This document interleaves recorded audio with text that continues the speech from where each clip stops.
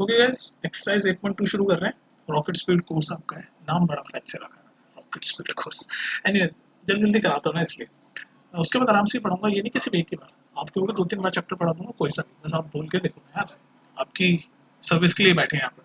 ठीक है, तो 8.2 में आपको यार ये सब याद होनी चाहिए। एंगल्स, साइन जीरो की वैल्यू जीरो, साइन 30, 1/2 साइन 45 की वैल्यू, 1/√2 साइन 60 की, √3/2 साइन 90 की बात, ये आपको याद होनी चाहिए। मतलब बाय हार्ट, मतलब रटी पड़ी होनी चाहिए, इसके बिना ट्रिग्नोमेट्री हिलेगी नहीं। ठीक है, ये सब याद होना चाहिए आपको। साइन की सारी वैल्यू 0, 30, 45, 60, 90। ऐसी कॉस की भी याद होनी चाहिए। और एक बार बताऊँ, देखो कॉस की उल्टी चल रही है। जैसे साइन 0 0 है तो इधर कॉस 90 0 है, साइन 30 1/2 है तो इधर कॉस 60 1/2 है, और कॉस 45 दोनों का 1/2 है। इधर साइन 60 √3/2 है, इसका साइन 30। तो ये ऐसे चल रहा है ना, तो ये कॉस की वैल्यू ऐसे चल रही है। तो अगर साइन की याद हो तो कॉस की आप खुद भी सोच सकते हो। ठीक है, उसके बाद 10 की याद होनी चाहिए आपको। 10 की एरी 0, 10 0 0, 10 30 1/√3, 10 45 1, 10 60 √3 और 10 90 नॉट डिफाइंड। Not defined. अच्छा, अब आप बोलोगे बाकी के कहाँ गए? साइन कॉस 10 के बाद ये कॉसेक कहाँ गया, सेक कहाँ गया, कॉट कहाँ गया? तो मैंने ये लिखा हुआ रेसिप्रोकल, आपको याद है ना, साइन का रेसिप्रोकल होता है 1/cosec। तो साइन की जो वैल्यू होगी उसको रिवर्स कर दोगे, वही कॉसेक की होगी। तो साइन जीरो, अगर साइन जीरो जीरो है तो कॉसेक जीरो कितना होगा? 1/0। रिवर्स रेसिप्रोकल होता है ना, तो cosec 0 1/0 होता है। लेकिन मैं आपको ये बता चुका हूँ, मैथ्स में डिनोमिनेटर में जीरो कभी नहीं आता। तो cosec 0 की वैल्यू होगी नॉट डिफाइंड, जैसे यहाँ पर है। सिमिलरली ऐसे उल्टा कर दो, साइन 30 की 1/2 है तो cosec की 2 हो जाएगी, साइन 45 की 1/√2 है तो cosec की √2 हो जाएगी, क्योंकि रेसिप्रोकल हो जाएगा ना साइन और cosec। सिमिलरली tan और cot का भी ऐसे ढूंढ लोगे कि भाई अगर tan 30 1/√3 है तो cot 30 √3 हो जाएगी, tan 45 1 है तो cot 45 भी 1 ही होगा, क्योंकि 1 का रेसिप्रोकल तो 1 ही रहता है। ठीक है, तो ऐसे करके आप ये सब चीज़ें याद कर सकते हो। तो आपको ये सब याद होनी चाहिए। याद करने वाला पार्ट है इसमें, मैं क्या बताऊँ। आप अपने तरीके से याद कर सकते हो, कोई ट्रिक से याद कर सकते हो, दैट्स अप टू यू। मैं उसमें नहीं घुसता। और बस इतना ही था इसमें। अब सीधे क्वेश्चंस पे चलते हैं। ठीक है, चले ना क्वेश्चंस पे? कोई नाराज़गी, कोई शिकायत, कोई गुस्सा नहीं है? चलो ठीक है। ओके गाइस, तो ये क्वेश्चन है 8.2 एक्सरसाइज शुरू कर रहे हैं। ये एक्सरसाइज बहुत ईजी है।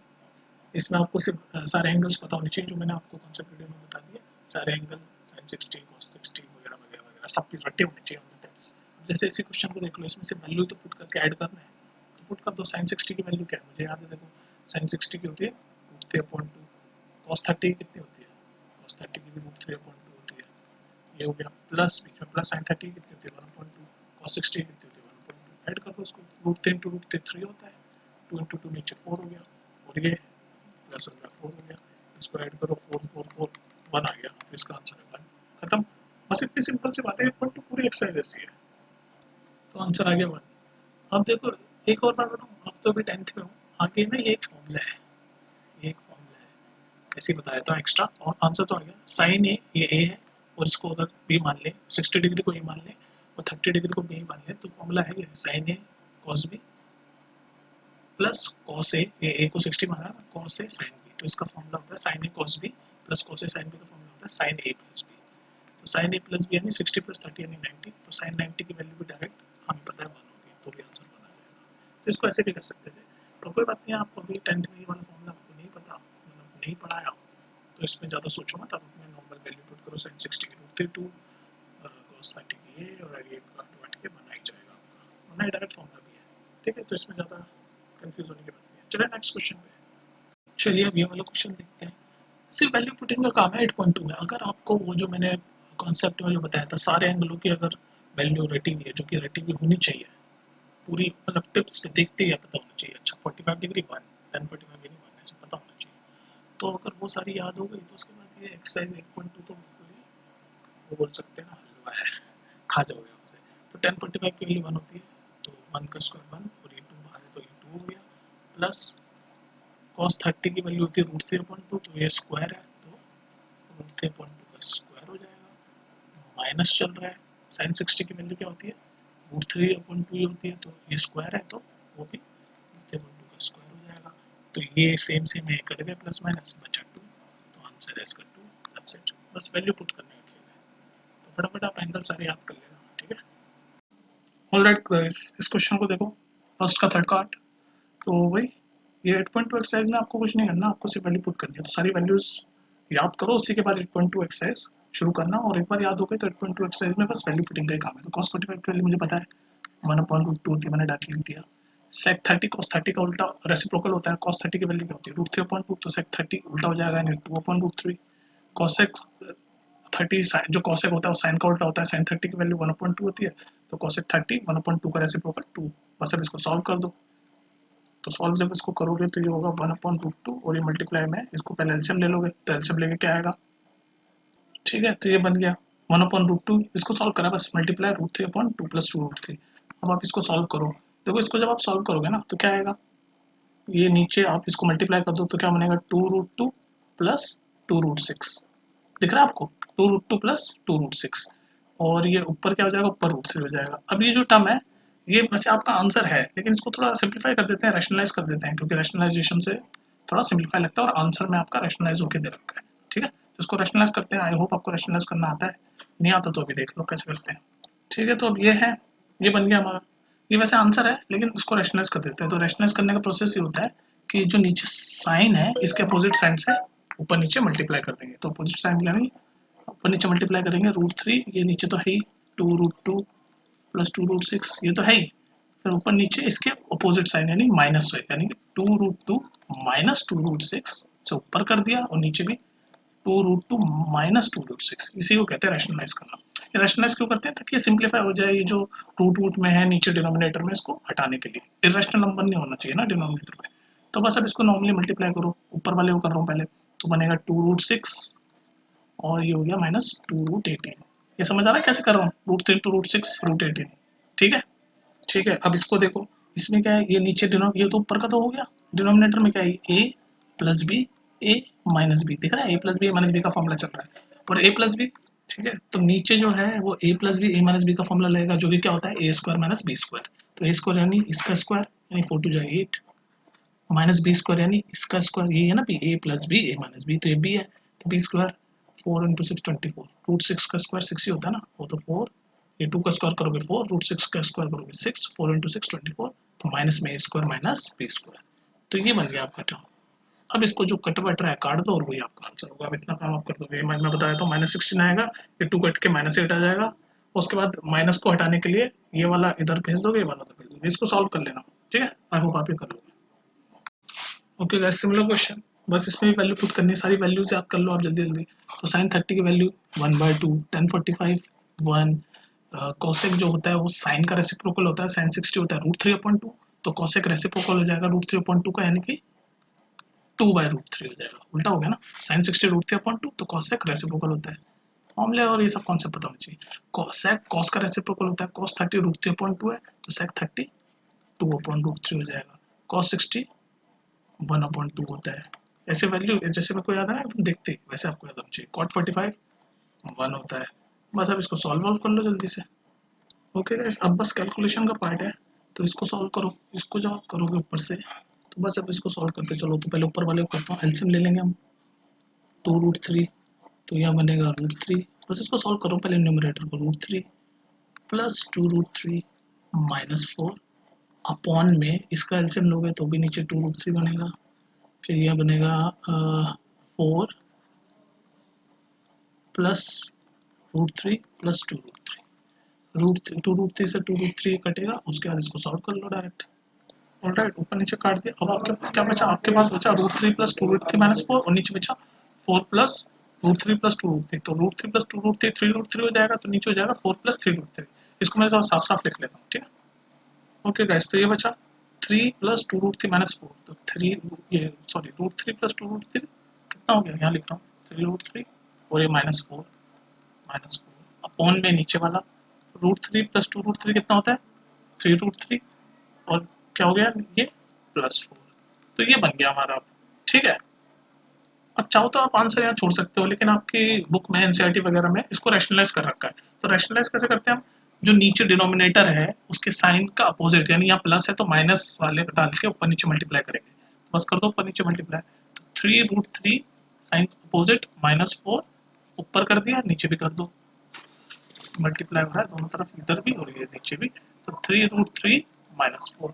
अब इसको सॉल्व कर दो, तो ऊपर तो स्क्वायर बन रहा है, तो स्क्वायर का फॉर्मूला क्या होता है a² यानी ये पूरे का स्क्वायर यानी 27, डायरेक्ट लिख रहा हूँ, प्लस b² यानी कि 60 -2ab यानी -8 2a यानी कि 6 हो जाए 24 - 24 क्या होगा बताओ जल्दी, 2ab यानी 3 4 जा 6 माइनस 24 रूट 3, ये हो गया a माइनस बी का होल स्क्वायर पूरा खुल गया।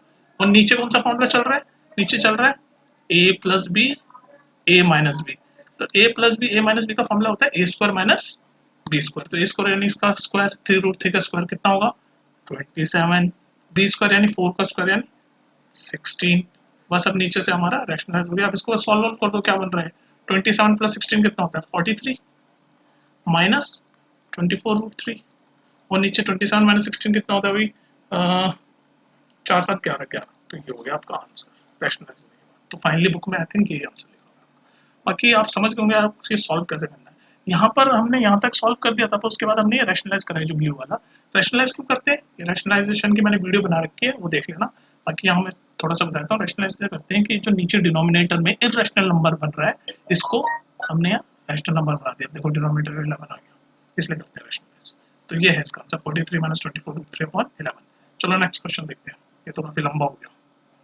ओके गाइस, फिफ्थ क्वेश्चन देखते हैं फर्स्ट का। ये लंबा चौड़ा सा है, सबकी वैल्यू में पुट करनी है, वैल्यू याद होनी चाहिए, मैं बार बार बोल रहा हूँ। तो cos 60 की वैल्यू होती है 1/2, और ये स्क्वायर है तो 1/2 का स्क्वायर, और ये 5 तो है ही, प्लस ये 4 तो है ही। सेक जो होता है कॉस का रेसिप्रोकल होता है, और cos 30 की वैल्यू कितनी होती है √3/2, तो सेक की क्या होगी 2/√3, और स्क्वायर क्योंकि यहाँ पर ये स्क्वायर चल रहा है, प्लस tan 45 की वैल्यू 1 होती है, और ये स्क्वायर चल रहा है तो 1 का स्क्वायर 1 ही होता है, तो 1 ही लिख दिया।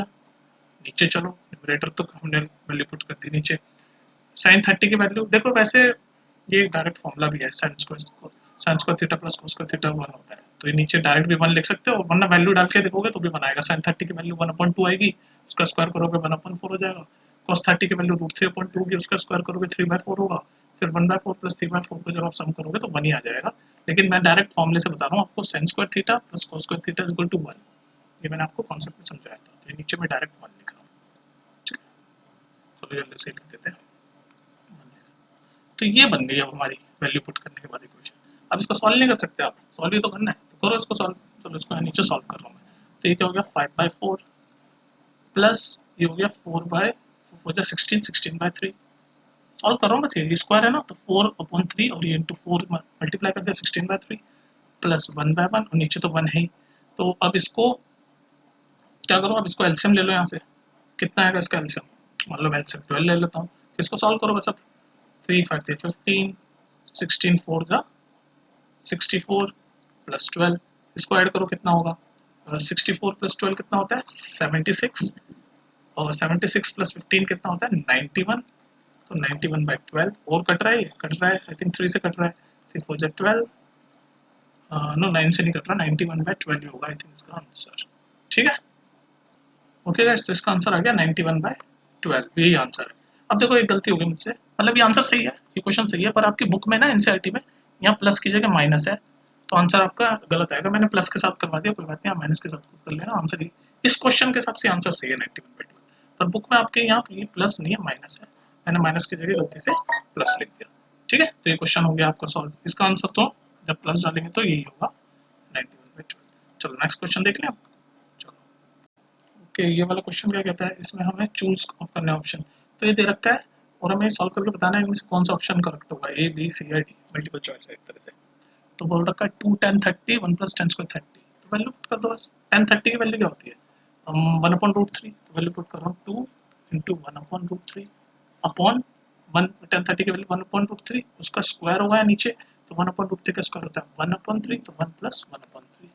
इसको सॉल्व करो, जब इसको सॉल्व करोगे तो क्या बनेगा 2/√3 अपॉन नीचे क्या होगा 4/3, तो इसको और सॉल्व कर दो, तो 2/√3, यहाँ से इसको सॉल्व कर रहा हूँ इंटू 3/4, तो ये 2 से 2 गया, और यहाँ पर ये √3, तो इसका आंसर आ गया √3/2। मैंने सॉल्व किया बस, √3/2। अब हमें पता है, आपको इन सबकी वैल्यू पता होनी चाहिए कि साइन 60 की वैल्यू होती है √3/2, यानी इसका आंसर होगा ए। ठीक है, वैल्यू पता होनी। ओके, इस क्वेश्चन को तो मैंने देखते ही बोल दिया, इसका आंसर डी है 0, देखते। क्यों बोल दिया देखते, क्योंकि मुझे पता है tan 45 की वैल्यू 1 होती है, और 1 माइनस 1 0 हो जाता है। मैं नीचे क्यों देखूँ, एक बार न्यूमरेटर में 0 हो गया तो पूरा ही 0 हो जाता है, तो आंसर है डी। समझ गए। तो 8.2 एक्सरसाइज आपकी पूरी की पूरी एंगल्स की वैल्यू पे बेस्ड है। अगर एंगल्स की वैल्यू आपको नहीं पता तो फिर तो मतलब ही नहीं है। तो हमें पता है tan 45 की वैल्यू 1 होती है, तो यहाँ 1 ऊपर 1 माइनस 1 0 हो जाएगा। फिर नीचे मैंने चेक ही नहीं किया, ऐसे तो बनेगा 0/2, तो 0/2 तो 0 ही होता है, कोई दिक्कत ही नहीं है। तो आंसर इसका हो गया 0, यानी कि ऑप्शन नंबर डी। समझ आ रहे हैं आपको ये सारे क्वेश्चंस? मैं थोड़े जल्दी जल्दी जान पूछ के करा रहा हूँ, क्योंकि आपको दोबारा पढ़ा दूंगा, कोई टेंशन वाली बात नहीं है। एक ही बार कोर्स कराना मेरा मकसद नहीं है, मेरा मकसद है आपको पूरा पूरे मार्क्स दिलवाना मैथ्स में। और भी सब्जेक्ट पढ़ाएंगे धीरे धीरे, साइंस भी ला रहे हैं, ठीक है? तो लगे रहो, सब्सक्राइब कर लेना चैनल। ओके, चलो नेक्स्ट क्वेश्चन पे चलते हैं। ओके, ये वाला क्वेश्चन देखो, ये भी ऑप्शन चूज करना है। बोल रखा है sine 2a is equal to 2 sine A. तो ये हमें प्रूव करना है। तो इसमें ये कब प्रूव होगा, कौन सी ए की वैल्यू पे प्रूव हो जाएगा? और 4 ऑप्शन दे रखे हैं ABCD। तो इसका तरीका करने का ये है कि एक एक बार सबकी वैल्यू डाल के देख लो, पहले ए की, बी की, सी की, डी की, फिर जो इक्वेशन को सेटिस्फाई कर देगा वही आंसर है। तो पहले हम ए डालते हैं, तो ए डालेंगे तो ये 0 हो जाएगा, तो साइन 0 यानी 0। लेफ्ट हैंड साइड में भी डालना पड़ेगा, साइन 0 0। तो ये तो फर्स्ट में सेटिस्फाई हो गया, लेफ्ट हैंड साइड और राइट हैंड साइड, तो ए ही है इसका आंसर। अगर आपको डाउट हो रहा है तो चेक कर लो, 30 डाल के देख लो। तो ए अगर 30 डाल देंगे तो साइन 60 की वैल्यू होती है √3/2, और साइन ए अगर 30 लाए, साइन 30 की वैल्यू होती है 1/2, और 2 से 2 कटेगा 1। तो left hand is not equal to right hand बन रहा है इस वाले में, ये गलत है, यानी ए ही है इसका आंसर। ओके, इस क्वेश्चन को भी देखो, बस वैल्यू पुट करके हमें ऑप्शन में चेक करना है कौन सा सेटिस्फाई करेगा। तो tan 30 की वैल्यू होती है 1/√3, तो ऊपर बन जाएगा 2/√3 डिवाइडेड बाय, नीचे tan 30 की वैल्यू क्या होती है 1/√3 स्क्वायर है, तो 1/3 हो जाएगा, तो 1 माइनस 1/3। इसको जब आप सॉल्व करोगे तो 2/3, और ये क्या हो जाएगा, इसको एलसीएम लोगे 2/3, तो 3/2 काटा काटा और ये कट के √3 बच जाएगा। बस सॉल्व कर रहा हूँ मैं, ये क्वेश्चन जल्दी से सॉल्व कर देगा। तो √3 आ गया, तो √3 मतलब इसमें देख लो कौन से एंगल की वैल्यू √3 होती है, करके देख लो। मतलब तो tan 60 की वैल्यू होती है √3, तो इसका आंसर होगा सी, tan 60 की वैल्यू होती है √3। ये तो हो गया हमने वैल्यू पुट करके। अब आपको 10th में आई थिंक ये फॉर्मूला नहीं बताया, लेकिन ये भी एक फॉर्मूला है, 2 tan theta 1 minus tan square theta की वैल्यू होती है tan 2 थीटा। तो थीटा यहाँ पर 30 डिग्री है, तो tan 2 थीटा यानी tan 60 डिग्री, तो ये होगा आंसर, अगर इसको डायरेक्ट फॉर्मूला पता हो। लेकिन 10th में आपको शायद ये नहीं पता, तो आप सीधा एंगल की वैल्यू डाल के भी निकाल सकते हो। ओके गाइस, ये वाला क्वेश्चन क्या कहता है, if tan a plus b is equal to √3 and tan a minus b is equal to 1/√3, a और बी की वैल्यू फाइंड करो। अब देखो, मैं इसलिए बोल रहा हूँ आपको सारे एंगलों की वैल्यू मैं कितनी बार रिपीट करूँ, मेरा गला ही दर्द हो गया, पर आप याद ही नहीं कर रहे हो, याद करो यार, ठीक है? तो a प्लस बी की वैल्यू √3 है, तो tan की वैल्यू √3 कब होती है 60 डिग्री पे, यानी a प्लस बी जो है ये 60 है इसकी वैल्यू, तो यहाँ से मिल गई 60। और tan की वैल्यू 1/√3 कब होती है 30 डिग्री पे, यानी a माइनस बी की वैल्यू होती है, क्या होती है 30 डिग्री। अब ये एक अपनी इक्वेशन बन गई, जैसे हम हमेशा सॉल्व करते हैं लीनियर वाले चैप्टर में। तो सॉल्व कर दो, इन दोनों की इक्वेशन फर्स्ट है, मान लो 2 है, तो इन दोनों को ऐड कर दो। तो ऐड करोगे बी से बी कट जाएगा, तो 2a की वैल्यू आ गई 90, और यहाँ से a की वैल्यू आ गई 45 डिग्री। तो a तो मिल गया, अब b भी मिल जाएगा, a 45 है तो b अपना 15 होगा, तभी तो 45 प्लस 15 16 होगा, तो b की वैल्यू 15, a की वैल्यू 45 डिग्री। सॉल्व कर दिया हमने, ठीक है? ऐसे 2-3 कॉन्सेप्ट लग जाते हैं। ओके गाइस, इस क्वेश्चन को देखो, हमें दे रखा है साइन a प्लस बी, पूरा एक एंगल है, is equal to sine a plus sine b. तो देखो इसमें ये बोल रहा है कि क्या ये स्टेटमेंट ट्रू है, तो ये स्टेटमेंट हमेशा ट्रू नहीं होगी, तो इसलिए इसका आंसर होगा फॉल्स। मतलब एक आध बार ट्रू भी हो जाएगी, पता है कब ट्रू होगी, जब आप a को, मैं बताता हूँ कब ट्रू होगी, एक सेकेंड। जब आप a को 0 डिग्री ले लो और b को 45 डिग्री ले लो, तो ये क्वेश्चन ट्रू हो जाएगी, लेकिन हर जगह ट्रू नहीं होगी, इसलिए इसका आंसर फॉल्स है। जैसे अगर आप ए को मान लो 30 डिग्री ले लो और बी को 60 डिग्री ले लो, तो ये इक्वेशन फॉल्स हो जाएगी, तो इसका मतलब ये स्टेटमेंट करेक्ट नहीं है। तो डाल के देख लो आप दोनों, ये वाले डालोगे ना तो सही सही हो जाएगी। तो जैसे मान लो साइन ए प्लस 3 होगा, साइन 45 की वैल्यू हो जाएगा 1/√2, इधर डालोगे साइन 0 0 हो जाएगा, और साइन बी यानी साइन 45 1/√2 हो जाएगा। तो ये देखो इस वाले में सही हो जाएगी, लेकिन इसमें नहीं होगी, तो इसका आंसर होगा फॉल्स। कोई स्टेटमेंट सही होने के लिए सब में सही होनी चाहिए। ओके, तो सेकंड क्वेश्चन ये कहता है फोर्थ का, कि the value of sine theta increases as theta increases. मतलब जैसे जैसे एंगल इंक्रीज हो रहा है, साइन की वैल्यू इंक्रीज हो रही है, क्या ये स्टेटमेंट ट्रू है? तो देख लेते हैं हम। साइन 0 की वैल्यू होती है 0, फिर एंगल बढ़ रहा है, साइन 30 की वैल्यू होती है 1/2, तो बढ़ गई। फिर साइन 45 की वैल्यू होती है 1/√2, ये भी 1/√2 जो होता है वो 1/2 से बड़ा होता है।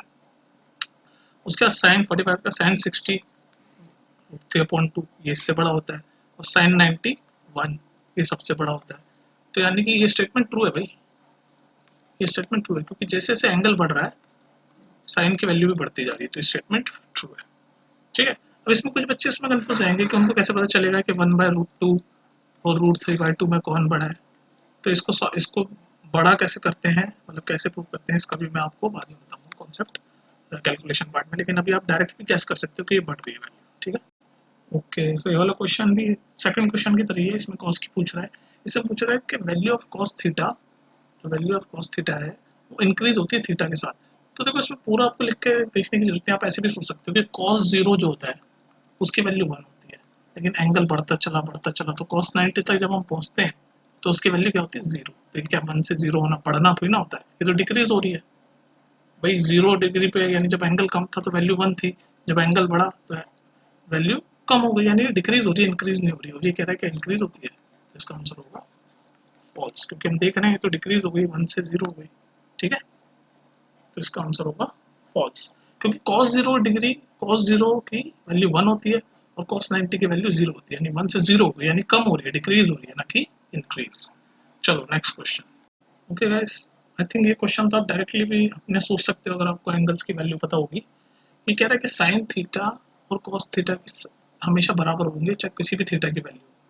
कैसे बराबर हो जाएंगे, मान लो मैंने थीटा की वैल्यू 30 ले ली, तो साइन 30 तो 1/2 होता है, और cos 30 की वैल्यू, थीटा की वैल्यू अगर 30 ले ली तो साइन 30 1/2 हो जाएगा, और cos 30 √3/2 होता है। कहाँ बराबर है, ये बराबर नहीं है। तो इसका मतलब ये स्टेटमेंट जो है कि हमें हर एंगल के लिए ये दोनों बराबर होंगे, ये है फॉल्स। और किस एंगल के लिए दोनों बराबर हो जाएंगे, अगर हम थीटा 45 डिग्री ले लेंगे तो साइन 45 भी 1/2 होता है, cos 45 भी 1/2, पर हर एंगल के लिए नहीं है जो कि ये बोलता है। तो इसका मतलब आंसर होगा फॉल्स। ठीक है, चलो लास्ट क्वेश्चन देखते हैं। 8.2 एक्सरसाइज भी आपकी फाइनली खत्म हो गई है। ठीक है, चलो गाइस लास्ट क्वेश्चन देखते हैं एक्सरसाइज 8.2 का। ये कहता है ट्रू और फॉल्स बताना है कि cot A is not defined for A equals to 0।